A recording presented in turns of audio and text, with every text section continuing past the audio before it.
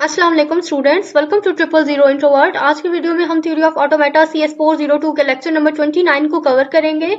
तो जी इसका first topic हमने पिछले लेक्चर में थोड़ा सा छोड़ दिया था।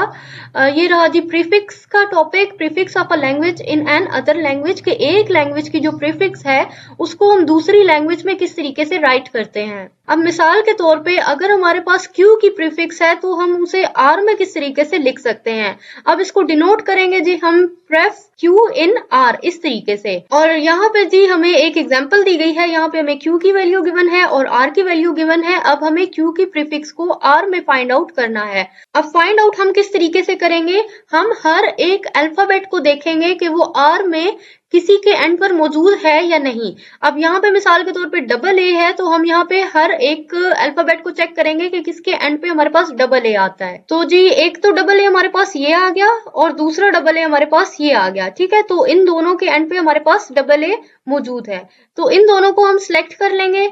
उसके बाद जी यहाँ से देखें हमारे पास ये जो पूरी स्ट्रिंग है A B triple A B, ये चेक करें कि क्या ये किसी के एंड पर आ रहा है यहाँ से। तो जी ये पूरी जो स्ट्रिंग है ये यहाँ से किसी के भी एंड पर नहीं आ रहा, ठीक है। तो इसको हम यहाँ से क्रॉस कर देंगे, इसको स्किप करेंगे। उसके बाद हमारे पास स्ट्रिंग है डबल बी एंड 5 टाइम ए है ये, तो ये देखें कि क्या ये किसी के एंड पर आ रहा है। तो यहाँ पर देखें इधर तो नहीं आ रहा लेकिन इनके एंड पे आ रहा है, ये देखें यहाँ से ये double B and then 5 time A, तो ये इसके एंड पर आ रहा है। उसके बाद ये जो स्ट्रिंग है ये इतनी ज्यादा मर्तबा बी लिखा है, ये यहाँ पर किसी के एंड पर नहीं आ रहा, तो इसको भी आप क्रॉस कर दें। तो जी अब हमारे पास दो स्ट्रिंग ऐसी हैं, एक तो ये डबल ए वाली और दूसरी ये बी एंड 5 टाइम ए वाली जो कि इनके एंड पे आ रही है। तो जी ये दोनों स्ट्रिंग हमने यहाँ पर लिख दी। अब इसको हम फाइंड आउट करेंगे यहाँ से। अब इसको हम इस तरीके से लिखते हैं प्रेफ Q इन R, और यहाँ पर अब आप देखें डबल ए यहाँ पर किन में हमने देखा था इसको, एक तो इसमें देखा था और एक इसमें देखा था। तो अब आप यहाँ से इस डबल ए को स्किप कर दें क्योंकि डबल ए इसके एंड में आता है। उसके अलावा यहाँ पर क्या बचा है, ट्रिपल बी और ए, तो ट्रिपल बी और ए को आप यहाँ पर लिख लें। उसके बाद सेम तरीका आप यहाँ पर देखें, डबल ए यहाँ से हमने स्किप कर दिया, पीछे हमारे पास ट्रिपल बी और ट्रिपल ए ये बचा, तो इसको हमने यहाँ पर लिख दिया। अच्छा उसके बाद जी हमारे पास डबल बी और 5 टाइम ए, तो ये जी हमारे पास यहाँ पर आया था। हम इस एंड पे से डबल बी और 5 ए को रिमूव कर देंगे, तो पीछे हमारे पास ये बी बचा है, ठीक है। तो इस बी को उठाकर हम यहाँ लिख देंगे। अब ये जो हमारे पास पूरी ब्रैकेट क्रिएट हुई है तो इसको हम बोलेंगे कि ये prefix of Q in R है। तो ये जी बस यहीं तक था। इसके बाद अब हम नेक्स्ट लेक्चर को देख लेते हैं कि यहाँ पर हमें एग्जांपल दी गई है जिसमें Q और R दो वैल्यूज हैं हमारे पास, और ये जी है हमारे पास Q की वैल्यू, ये रही R की वैल्यू। सेम फॉर्मूला यहाँ पर अप्लाई करेंगे। डबल ए हमें चेक करना है कि किसके एंड पे आता है, तो यहाँ पर आप देखें डबल ए किसी के भी एंड पर नहीं आ रहा, तो यहाँ से हम डबल ए को क्रॉस कर देंगे। उसके बाद आप देखें ए बी ए ये किसके एंड पर आता है यहाँ से, तो जी एक तो ये इसके एंड पर आ रहा है और एक ये इसके एंड पर आ रहा है, इन दोनों के एंड पर आ रहा है ए बी ए। उसके बाद ये देखें जी ए डबल बी ए, तो ये किसके एंड पर आ रहा है, तो यहाँ पर आप देख सकते हैं यहाँ पर ये किसी के एंड पर भी नहीं आ रहा, तो इसको भी आप क्रॉस कर देंगे। तो अब जी हम ए बी ए को यहाँ से देखेंगे, एक तो ये इसके एंड पे था, इसको कर दें जी आप कट, पीछे क्या बचा है हमारे पास बी बचा है, तो बी को हम यहाँ पर लिख देंगे। दूसरा जी ये इनके एंड पर था, ये रहा जी ए बी ए, पीछे हमारे पास बचा है बी ए बी, तो इसको हमने यहाँ पर लिख दिया। और बिल्कुल इसी तरीके से यहाँ पर भी आगे आप देख सकते हैं डॉट डॉट का मतलब कि ये स्ट्रिंग अभी आगे कंटिन्यू है। यहाँ पर भी देखें हमने बी ए एंड पे ऐड किया था, यहाँ पर भी बी ए ऐड किया, और इसी तरीके से आगे भी जो स्ट्रिंग मजीद जनरेट हो रही है उनके एंड पर भी बी ए ऐड हो रहा है। तो जब हम उनको भी यहाँ से नोटिस करेंगे तो उसके बाद आपका ये भी आ जाएगा आंसर में, ठीक है। इसको अगर आपको समझ में नहीं आ रहा तो इसको आप स्किप कर सकते हैं, आप इसको डॉट डॉट लगाने के बाद यहाँ तक भी लिख सकते हैं। इसके बाद जी यहाँ पर हमें रिमार्क्स में बताया गया है कि ये जो प्रीफिक्स Q इन R है, यहाँ पे हमारे पास R को तो लाजमी रेगुलर होना चाहिए, लेकिन Q का यहाँ पर कुछ मैटर नहीं करता कि वो रेगुलर हो या ना हो। अब सेम चीज ये हमें यहाँ पर थ्योरम में बताई गई है कि R तो जो है हमारे पास लाजमी रेगुलर होगा, और Q किसी भी लैंग्वेज का हो सकता है, रेगुलर का भी हो सकता है और नॉन रेगुलर का भी हो सकता है। अब हमें इसको प्रूव करना है यहाँ पर। अब प्रूव करने के लिए जी सेम मेथड है जो कि हमने यहाँ ऊपर पढ़ा, ठीक है। कि हमने पहले एंड से देखना है, जो भी अल्फाबेट एंड से मैच कर रहे हैं उन्हें हमने सिलेक्ट कर लेना है, बाकी फिर एंड वालों को स्किप करके बचने वाले अल्फाबेट्स को यहाँ पर लिख देना है। तो जी सेम चीज यहाँ पर इन्होंने बिल्कुल थ्योरी में बताई है, आप इसको यहाँ पर पढ़ के समझ सकते हैं। उसके बाद जी यहाँ पर हमें एक और एग्जाम्पल गिवन है जहाँ पे हमें एक एफ दिया गया है और क्यू की वैल्यू में हमें बताया गया है कि इसकी दो वैल्यूज हैं, ए बी ए और ए डबल बी। अब इसके अलावा आर में हमें इन्होंने कंडीशन दी है कि यहाँ पर सिर्फ वही डेटा एक्सेप्ट हो रहा है जिसकी लेंथ मिनिमम 2 हो या 2 के इक्वल और ग्रेटर होनी चाहिए या फिर 2 से, और एंड पर उसके या तो ए बी आना चाहिए या फिर हमारे पास एंड पर बी आना चाहिए। तो इस कंडीशन को देखते हुए अगर आप इस वर्ड को देखते हैं तो इसके एंड पर तो जी डबल बी है जो कि इस कंडीशन में नहीं आता, तो हम कह सकते हैं कि इसको तो हम छोड़ देंगे क्योंकि ये इस कंडीशन पर पूरा नहीं उतर रहा। उसके बाद जी इसके एंड पर जी बी ए है जो कि यहाँ पर भी इन्होंने हमें बोला था कि ये हो सकता है, तो हम ए बी ए इसको चेक करेंगे कि क्या ये इस एफ ए से पास कर रहा है या फिर नहीं पास कर रहा। अब आप ये जो ए बी ए है इसको किसी भी स्टेट पर रखकर चेक कर सकते हैं। मिसाल के तौर पे पहले हम इसको स्टेट 1 से चेक करेंगे, तो जी ये रहा ए बी और ए, उसके बाद ये आ गई जी हमारी final state, then it's mean ये स्ट्रिंग जो है हमारी यहाँ से पास कर सकती है।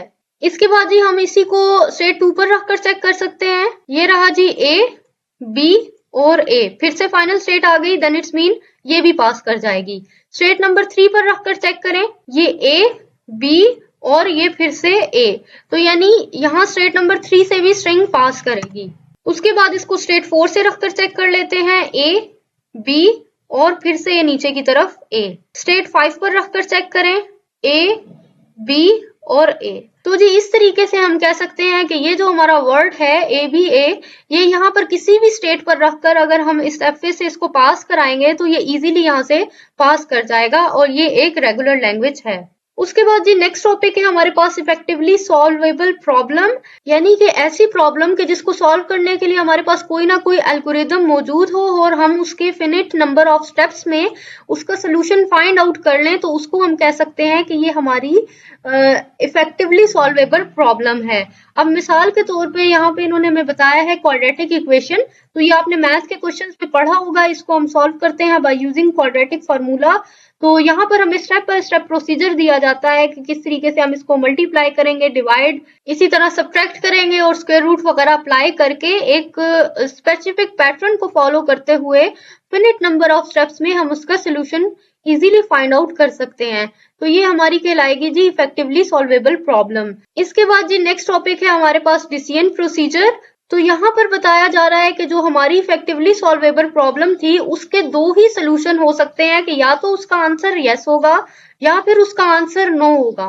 तो यही हमारा डिसीजन प्रोसीजर कहलाता है। इसके बाद जी हमें डिसाइडेबल प्रॉब्लम के बारे में बताया गया है, यानी ऐसी प्रॉब्लम जिसका कोई ना कोई डिसीजन प्रोसीजर हो। डिसीजन प्रोसीजर मतलब या तो उसका आंसर यस हो या फिर उसका आंसर नो हो, तो हम उस लैंग्वेज को कहेंगे कि वो हमारी डिसाइडेबल प्रॉब्लम है। अब यहाँ पे जी हमें इसकी दो एग्जांपल्स दी गई हैं।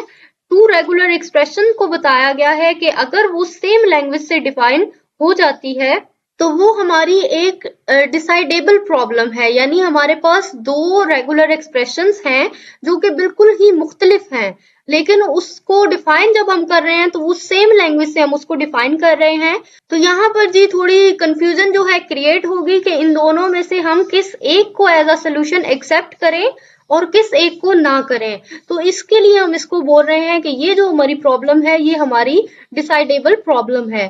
सेम केस जी यहाँ पर भी है ji, the two F A are equivalent, यानी हमें दो एफ ए दिए गए हैं जो कि बिल्कुल ही अलग अलग हैं आपस में, लेकिन वो इक्विवेलेंट है। इक्विवेलेंट मतलब एक जैसी स्ट्रिंग को ही वो पास करा रहे हैं। तो यहाँ पर भी अब हमें कंफ्यूजन हो जाएगी, अब हम इन दोनों में से कौन से एक को पिक करें और कौन से एक को पिक ना करें। तो ये भी जो हमारी एक प्रॉब्लम है ये भी हमारी डिसाइडेबल प्रॉब्लम है। इसके बाद जी हमें टॉपिक दिया गया है determining whether two languages are equivalent और नॉट। हमें यहाँ पर जाहिर करना है कि जो हमें दो लैंग्वेजेस दी गई हैं कि क्या वो दोनों बराबर हैं या फिर नहीं। तो इसके लिए जी यहाँ पर हमें एक फॉर्मूला दिया गया है। यहाँ पर जी L1 और L2 के कॉम्प्लीमेंट के साथ में इसका इंटरसेक्शन लिया है और यहाँ पे इसी को ऑपोजिट कर दिया, यानी L2 का कॉम्प्लीमेंट नहीं लिया और L1 का कॉम्प्लीमेंट लिया है और इसका यहाँ पर इंटरसेक्शन। इसके अलावा इन्होंने हमें ये भी बताया है कि ये जो L1 और L2 है ये दोनों इक्विवेलेंट हैं, मतलब ये कि बराबर है, सेम लैंग्वेज को ही एक्सेप्ट करेंगे। अच्छा, इसको आप समझ लें एक एग्जांपल से। ये जो L1 है, मिसाल के तौर पे अगर ये है हमारे पास A एंड B, तो इसको देखते हुए हमारे पास L2 भी A एंड B ही होना चाहिए, बिकॉज इन्होंने कंडीशन में हमें बताया है L1 इक्विवेलेंट है L2 के, यानी ये दोनों वैल्यूज आ गई हमारे पास। अब हम इनका कॉम्प्लीमेंट लेंगे, जिस तरह इन्होंने बताया L2 का भी कॉम्प्लीमेंट और L1 का भी कॉम्प्लीमेंट। कॉम्प्लीमेंट में हम लोगों ने पढ़ा था कि हम ऑपोजिट कर देते हैं। यहाँ पर क्योंकि अभी हमारे पास सिर्फ और सिर्फ A और B है, तो जब हम इसका कॉम्प्लीमेंट लेंगे तो कॉम्प्लीमेंट में हमारे पास अल्फाबेट्स में जस्ट A और B मौजूद नहीं होंगे और इन्हें छोड़ के तमाम अल्फाबेट्स मौजूद होंगे। तो जी ये मैंने यहाँ पर लिख दिया है कि L1 का अगर हमने कॉम्प्लीमेंट लिया तो C, D और जितने भी अल्फाबेट्स हैं Z तक, हर एक अल्फाबेट इसमें मौजूद होगा, जबकि A, B मौजूद नहीं होंगे। तो सेम क्योंकि L2 भी C के इक्वल था, इसका कॉम्प्लीमेंट लेने पर भी सेम आंसर आएगा हमारे पास। अब जी हमें यहाँ पर बोला गया है कि हमें इनका इंटरसेक्शन लेना है। इंटरसेक्शन में आप लोगों ने छोटी क्लासेस में भी पढ़ा होगा, हम वही सब अल्फाबेट्स लिखते हैं जो कि आपस में मैच हो रहे हो। तो हमें L1 का इंटरसेक्शन लेना था L2 के कॉम्प्लीमेंट के साथ, यानी इन दोनों में आप देखें कि क्या कुछ मैच हो रहा है। तो यहाँ पर A भी था, यहाँ पर C से Z तक है, तो इसमें तो कुछ भी मैच नहीं हो रहा। ठीक है, ये आ जाएगा हमारे पास बिल्कुल एम्प्टी सेट। इसके बाद जी हमें L1 कॉम्प्लीमेंट का इंटरसेक्शन लेना है L2 के साथ, यानी ये जो L2 है हमारे पास, इसका हमने इंटरसेक्शन लेना है L1 के कॉम्प्लीमेंट के साथ। अब यहाँ पर भी देखें कुछ भी मैच नहीं हो रहा, तो यानी पहले भी हमारे पास एक एम्प्टी ब्रैकेट ही आई थी, फिर से हमारे पास आ गई जवाब में एम्प्टी ब्रैकेट। अब हमने इन दोनों एम्प्टी ब्रैकेट्स का यूनियन लेना है। तो यूनियन में हमने पढ़ा था हम वैल्यूज को मिलाकर लिखते हैं, और यहाँ पर जब कोई वैल्यू ही मौजूद नहीं है तो हम मिला के किसी को भी नहीं लिख सकते। हमारे पास जवाब में फिर से एक एम्प्टी ब्रैकेट ही आ जाएगी, जिसको हम बोलेंगे कि हमारे पास नल स्ट्रिंग है जो एज अ आंसर आ गई है। इसके बाद जी नेक्स्ट टॉपिक में हमें मेथड नंबर 1 दिया गया है, और यहाँ पर हमारे पास 2 रूल्स हैं जो कि हमने मेथड नंबर 1 में अप्लाई करने हैं। एक तो जी हमारे पास जो भी रेगुलर एक्सप्रेशन है उसमें हमने तमाम जितने भी स्टेरिक्स हैं इन्हें रिमूव कर देना है। स्टेरिक रिमूव करने के बाद में हमें ये जो प्लस वाला सिंबल है और इसके राइट साइड पे जितना भी डेटा मौजूद होगा तो वो सब भी हमें रिमूव करना है। अच्छा, इसको अभी हम यहाँ एग्जांपल से समझ लेते हैं। तो जी ये हमें एक रेगुलर एक्सप्रेशन दी गई है। अब यहाँ पर आप जितने भी ये 3 स्टेरिक थे ना, हमारे पास ए स्टेरिक, यहाँ पर भी ए, बल्कि ये 4 स्टेरिक, एंड पर भी स्टेरिक है। तो इस तरीके से हम इन चारों स्टेरिक्स को रिमूव कर देंगे और ये हमारे पास एक्सप्रेशन सामने जाहिर हो जाएगी। बाकी को हमने बिल्कुल सेम लिखा। उसके बाद जी इन्होंने हमें फॉर्मूला में बताया कि अब हमें प्लस को रिमूव करना है और इसके राइट साइड पर जो डेटा है उसको रिमूव कर देना है। तो यहाँ से जी अब हम रिमूव करना स्टार्ट करेंगे। यहाँ से प्लस और ये राइट साइड वाला डेटा, फिर प्लस और ये राइट साइड वाला डेटा, और फिर यहाँ से भी प्लस और ये राइट साइड वाला डेटा। अब क्या बचा है हमारे पास? एक तो ये ए बचा है, तो ए को हमने यहाँ पर लिख लिया। उसके बाद ए भी बचा है, इसको हम यहाँ पर लिखेंगे, और एंड पर जी फिर से ए बचा है। तो ये आ गई जी हमारी न्यू रेगुलर एक्सप्रेशन, जो कि ये मेथड नंबर 2 अप्लाई करने के बाद में हमारे पास में शो हुई है। अब यहाँ पर जी ये हमें बता रहे हैं कि डबल ए बी ए ये एक वर्ड है, और यही वजह है कि ये एक नॉन एम्प्टी लैंग्वेज है। इसके अलावा जी यहाँ पर हमें रिमार्क्स में बताया गया है कि कुछ रेगुलर एक्सप्रेशंस ऐसी होती हैं कि जिनका एफए बनाना हमारे लिए इम्पॉसिबल हो जाता है, और कुछ एफए ऐसे होते हैं कि जिनकी रेगुलर एक्सप्रेशन भी हमारे लिए बनानी ही इम्पॉसिबल हो जाती है। अब इसको समझेंगे हम यहाँ इन ग्राफ से। तो पहला एफए तो आप यहाँ से देखें, यहाँ पे जी हमारे पास इनिशियल स्टेट है, और यहाँ पर बी का लूप, ए का लूप, ठीक है। यहाँ से ए और बी यानी सब कुछ ठीक है, लेकिन आप लोग नोटिस करें यहाँ पे हमारे पास कोई भी फाइनल स्टेट नहीं है। तो फाइनल स्टेट ना होने की वजह से हमारी कोई भी जो स्ट्रिंग है वो इस एफए से पास नहीं कर सकेगी। तो इस वजह से हम कह सकते हैं कि ये एक ऐसा एफए है जिसकी रेगुलर एक्सप्रेशन बनाना हमारे लिए इम्पॉसिबल है। उसके बाद जी इस एफए को देख लें, यहाँ पर इन्होंने ये दोनों ग्राफ जो हैं बनाए हैं, लेकिन इन दोनों को आपस में कनेक्ट इन्होंने नहीं किया हुआ, जिसकी वजह से इसकी भी रेगुलर एक्सप्रेशन बनाना पॉसिबल नहीं होगा। उसके बाद तीसरा एफए देखें, यहाँ पर इन्होंने इनिशियल स्टेट भी बनाई, फाइनल स्टेट भी बनाई, और इन्हें कनेक्ट भी किया है बाय यूजिंग थर्ड स्टेट।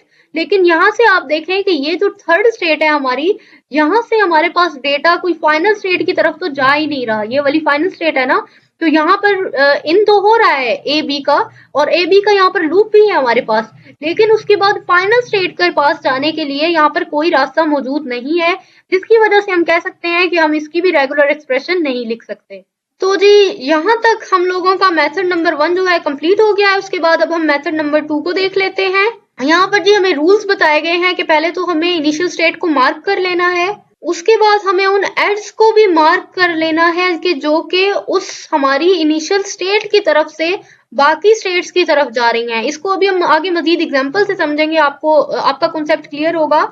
और हमें ये जो स्टेप नंबर 2 है ना, यानी एस को मार्क करना, इनको बार बार अभी हम रिपीट करेंगे। तो इसके बाद जी अगर हम फाइनल स्टेट पर पहुंच जाते हैं तो हम कहेंगे कि ये हमारा एफ ए जो है ये स्ट्रिंग को एक्सेप्ट करता है, और अगर फाइनल स्टेट पर नहीं पहुंचते तो हम कहेंगे कि ये किसी भी स्ट्रिंग को एक्सेप्ट नहीं करता। अब जी यहाँ से आप एग्जाम्पल समझ लें, सेम प्रोसेस फॉलो करेंगे। ये रही जी इनिशियल स्टेट, मार्क कर लें इसको। अब हमें एज देखना है जो कि इसकी तरफ से दूसरी तरफ जा रहे हैं। तो एक तो ये एज जा रहा है और एक ये एज जा रहा है हमारा, ये वाला। अब हम इन दोनों को मार्क कर लेते हैं। एक तो ये 3 की तरफ जा रहा है, एक तो ये 2 की तरफ जा रहा है। तो जी यहाँ इन्होंने स्टेप बाय स्टेप सेम काम किया। इनिशियल स्टेट को मार्क किया, 3 की तरफ जा रहा था इसको मार्क किया, 2 की तरफ जा रहा था इसको भी मार्क कर लिया। ठीक है, अब ये जो एड्स हमने बनाए ए और बी वाला, इन दोनों एड्स के जरिए जा रहा था ना, तो इन दोनों एड्स को इन्होंने रिमूव कर दिया। ए को भी रिमूव किया और बी को भी रिमूव किया। उसके बाद अब आप स्टेट नंबर 2 को देखें। यहाँ से अब स्टेट नंबर 2 को इन्होंने पकड़ लिया है। अब स्टेट नंबर 2 से एड हमारा जा रहा है स्टेट 3 की तरफ, ये ए बी वाला। तो इन्होंने अब इसको भी रिमूव कर दिया है। यहाँ से ये देख सकते हैं आप, ये इनकी इमेज जो है यहाँ से थोड़ी सी मर्ज हो गई है, लेकिन कंफ्यूज मत होइएगा। इन्होंने जस्ट अभी ये जो 2 से 3 की तरफ जा रहा है इसको रिमूव किया है, यानी इनके दरमियान में जो आ रहा था ना यहाँ 2 से 3 की तरफ, इसके दरमियान वाले को रिमूव कर दिया है। अच्छा, उसके बाद अब हम देखेंगे कि जो एज हमारा 3 से जा रहा है 4 की तरफ, तो 3 से 4 की तरफ एक तो हमारा 3 से 3 की ही तरफ आ रहा है ये, और दूसरा हमारा 3 से 4 की तरफ जा रहा है ये। यानी ये एक तो ये लूप और दूसरा ये वाली ये जो एड्स है हमारे पास ये वाला।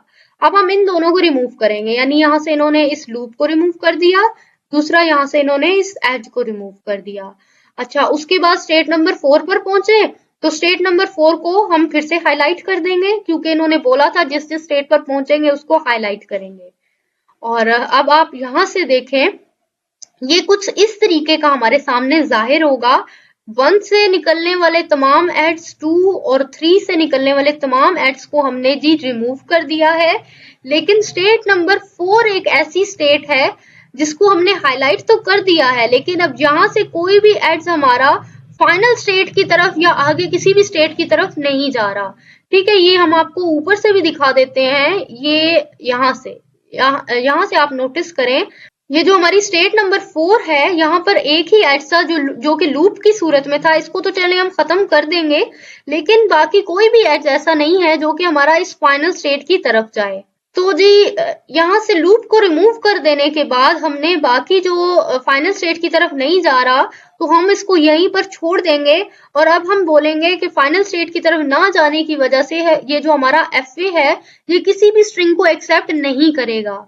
तो जी यहाँ तक हम लोगों का लेक्चर नंबर 29 जो है वो फुली कंप्लीट होता है। स्टूडेंट्स, आई होप सो आपके सभी कॉन्सेप्ट जो है क्लियर हो चुके होंगे। हमारी वीडियो को लाइक करके शेयर जरूर करिएगा और हमारे चैनल को भी लाजमी सब्सक्राइब कर लें। Thanks for watching my video. Allah Hafiz.